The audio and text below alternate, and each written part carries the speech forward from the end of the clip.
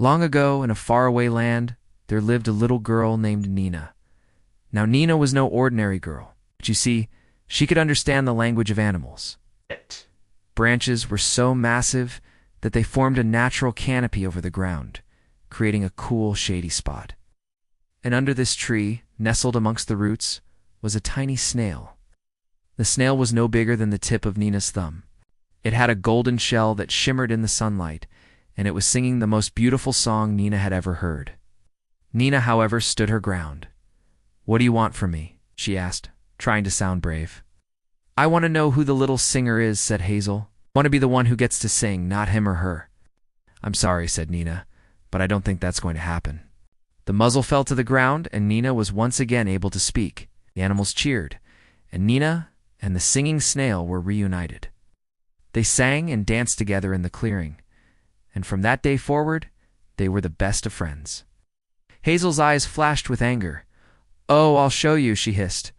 And with that, she disappeared into the forest. She could talk to birds, and they would sing her beautiful songs. So Nina went back to her house, but Hazel was waiting for her there. She struggled against her bonds, but it was no use. But she hadn't counted on the bond between them. You see, when Hazel had taken the singing snail's voice, it hadn't just been music that she had stolen. She had also taken away his happiness. But when Nina cried out for the singing snail, something inside him snapped. Suddenly he began to glow, and his light grew brighter and brighter until finally he burst out of his cage, free from Hazel's magic. Hazel was too strong. Just then, a wise old owl flew down from a tree. "Let her go, Hazel," he hooted. "You coo and twin against the combined forces of the animals and the girl who befriends them." "Oh, can't I?" Hazel sneered. "Well, let's see what happens."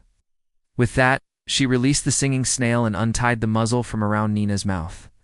"You won't let me take the singing snail's voice away, so I'll just take yours instead."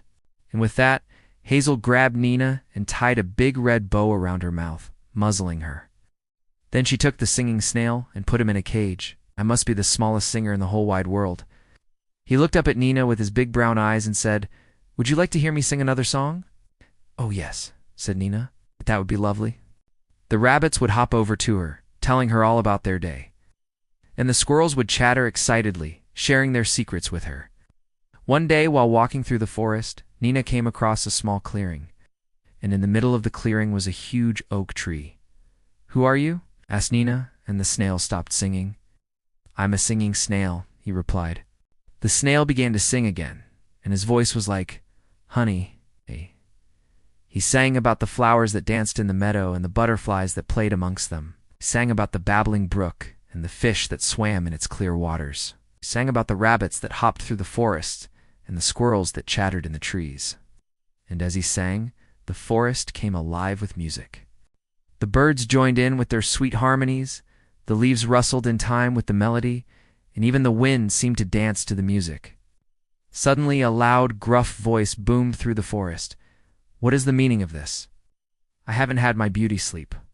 All the animals froze. They knew that voice.